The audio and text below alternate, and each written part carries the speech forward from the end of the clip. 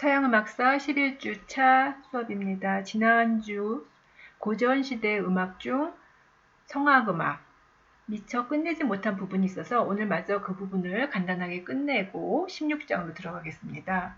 성악음악 중에서 오페라에 대해서 지난 시간에 했었는데요. 오늘은 교회음악과 가곡에 대해서 간단하게 설명하겠어요.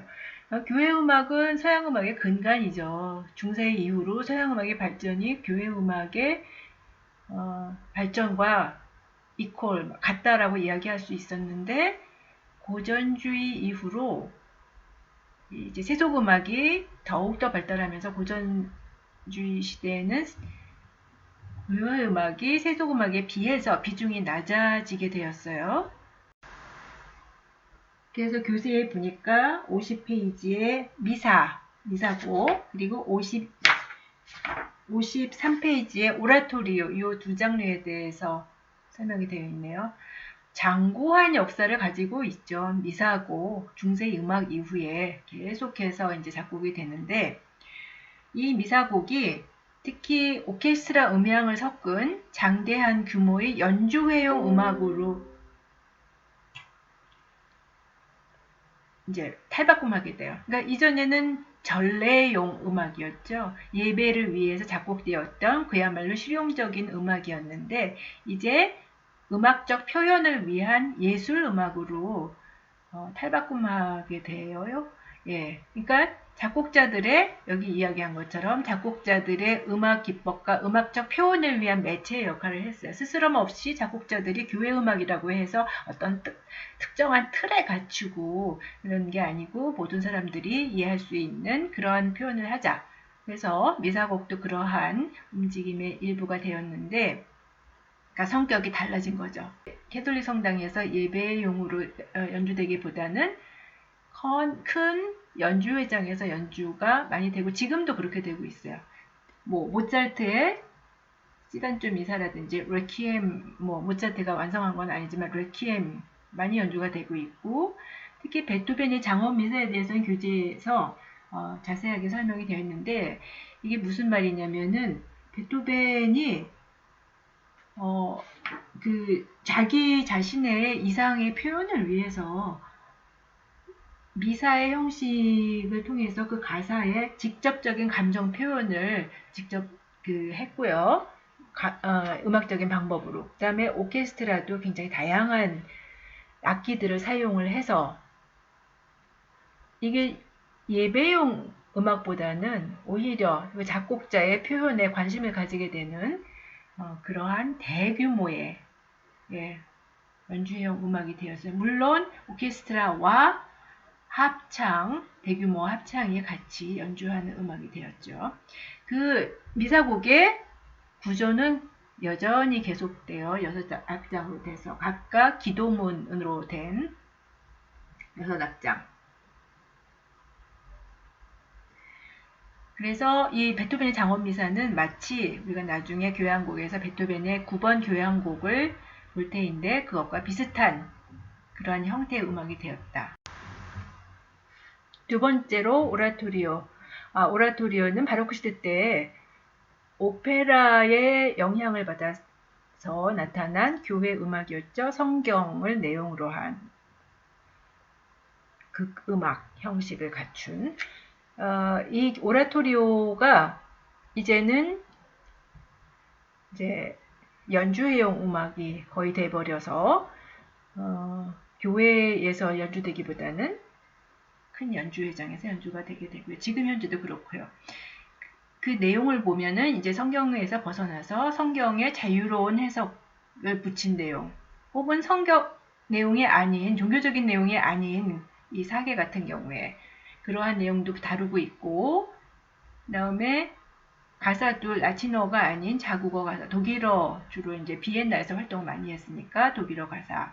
그래서 유명한 곡으로 하이든의 천지창조 사계, 베토벤의 감람산의 예수, 이런 곡들이 있습니다. 그러니까 고전적인 그 어법들을 보여주고 작곡자의 기법을 보여주는 이러한 대규모의 곡이라고 볼 수가 있어요.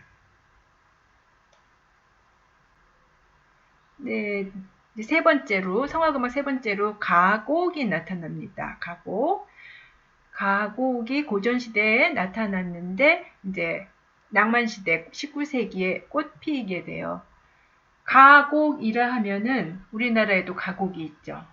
뭐 산들바람, 산유화 그런 시를 가사로 쓴 가곡이죠. 그래서 그런데 가곡의 정의는 작곡된 피아노 반주를 가진 독창 노래, 혹은 고정된 피아노 반주를 가진 독창 노래, 즉 작곡자가 노래만 작곡한 것이 아니고 이 노래는 이러한 방식으로 반주를 해라, 이렇게 반주 파트까지 다 지정해서 작곡을 한, 바꾸지 말고 연주를 하라고 이렇게 지정한 그러한 노래입니다. 세 대가들, 비엔나 대가들, 하이든, 모차르트, 베토벤 중에서 모차르트의 뭐 오랑캐꽃, 봄의 동경 이런 거는 뭐 지금 성악하는 학생들 많이 잘 배우죠. 근데 여기서는 특히 이 베토벤의 가곡집 6개의 가곡으로 이루어진 먼 곳의 연인에게, 먼 곳에 있는 연인에게, 안디페르네 겔리테 작품 번호 98, 이것을 좀 설명해 보려고 해요. 1816년이니까 베토벤의 후기에 속하죠. 그러니까 낭만시대 도래 직전에 베토벤의 후기. 이 먼 곳의 연인에게는 여러 가지 면에서 베토벤의 실험적인 면을 보여주고, 그 다음에 낭만시대의 작곡자들한테 어떠한 그 길을 열어주는 역할을 한다고 볼 수가 있어요. 두 가지로 지금 정리를 했는데, 순환 구조의 유기적인 구성. 말이 좀 어렵죠? 순환 구조. 순환하면은 잘 돌아간다는 얘기죠. 뭐가 잘 돌아간다면은 이 세 가지가 이렇게 계속 돌돌돌 돈다고, 이런 말이에요. 조성이 돌아요. 조성이 돌아서 마치 처음으로 다시 돌아온 듯한 이 곡은, 두 번째로는 6곡들이 서로 연결되어 있어요. 1곡 끝, 2곡 끝 아니고 한 번 시작하면 6곡까지 계속되어야 돼요. 그 중에서 골라서 연주할 수가 없어요. 그러면서 연결되면서 딱 시작해갖고 끝곡까지 무게중심 가면서 끝곡의 무게중심이 가요. 그러니까 6곡 전체를 한 곡으로 생각한다는 거죠. 이 곡에 가사가 거기 나와 있는데, 결국 처음에는 언덕 위에 앉아서 자신의 연인을 이제 생각하고 있지만은, 뭐 감정 기복을 거쳐서 맨 끝에는 어떤 초월적인 생각, 그러면 이 노래들의 굴복하리, 우리를 이렇게 멀리 갈라놓았던 것이, 그리고 사랑하는 가슴은 도달하리, 사랑하는 가슴을 신성하게 한 것에, 이렇게 어떤 초월적인 생각까지 이루도록, 생각에 꼬리를 물고 물어서 어떤 새로운 차원으로 들어가는, 끝곡의 무게중심이, 그래서 다 들어봤었을 적에 어떤 결론을 내리는 것 같은, 고전적이죠. 고전적. 그리고 1곡과 6곡의 선율 동기가 공유되고 있어요. 같은 선율을 사용하고 있어요. 이제 그 예가 나와 있는데, 악보가 다 들어볼 수는 없지만은, 이제 첫 부분에 E 플랫 장조이죠. E 플랫 장조. 그래서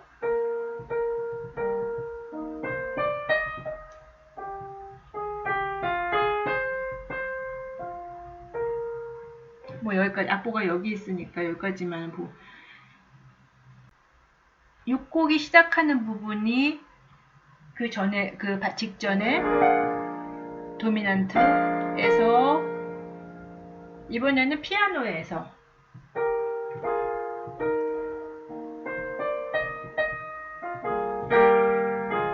하면은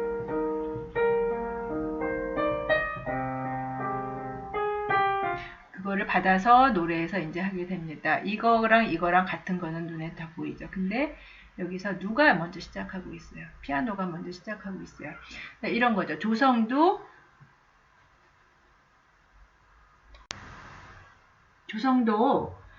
첫 곡이 E 플랫 장조에서 시작하고 이 곡은 G 장조, 가까운 조, 3곡은 A 플랫 장조, 4곡도 A 플랫 장조, 5곡 C 장조, 6곡 E 플랫 장조.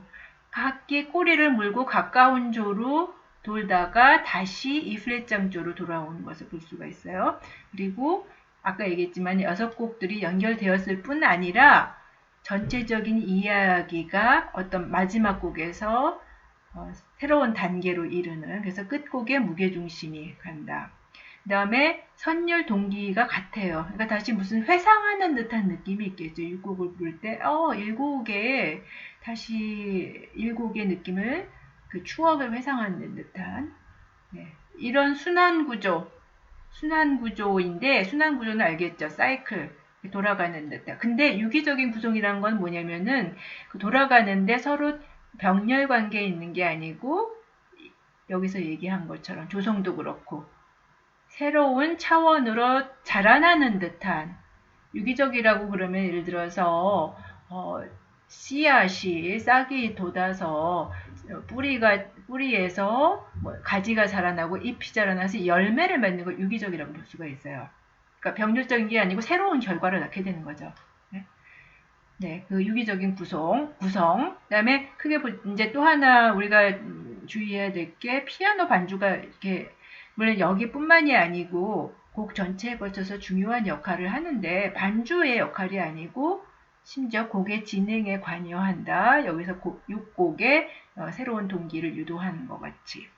이런 점들은 즉 순환 구조의 유기적 구성과 피아노 반주의 역할, 곡 전체를 하나로 생각하고 피아노가 중요하게 생각된 것은 연가곡, 여기 55페이지 맨 끝에서 세 번째면은 연가곡의 시초로 여겨진다.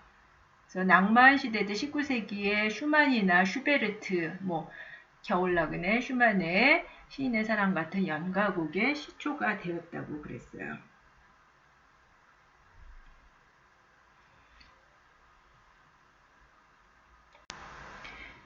그래서 우리가 이제 하이든, 모차르트, 베토벤의 비엔나 고전 시대 작곡자들을 이야기하고 있는데 특히 베토벤 여기서 나오지만은 베토벤이 왜 베토벤이죠?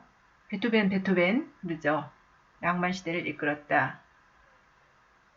이 가곡을 봐서라도 베토벤이 그냥 단순한 민요라는 차원을 넘어서서 좀 더 사색적이고 깊이가 있는, 그리고 구성적인 면으로 볼 때 새로운 시대를 여는 그러한 실험적인 면모를 보여주는 것을 여기서 또 볼 수가 있어요. 근데 우리가 16장을 보면은 그런 점들이 더욱더 뚜렷하게 이제 나타나요. 그래서 베토벤 그럽니다. 고전 시대를, 낭만 시대를 이끌은 작곡가다. 이제 이렇게 얘기하고 있죠, 보통. 네, 여기까지 이제 성악은 끝났고 이제 실내악 16장으로 넘어가겠어요.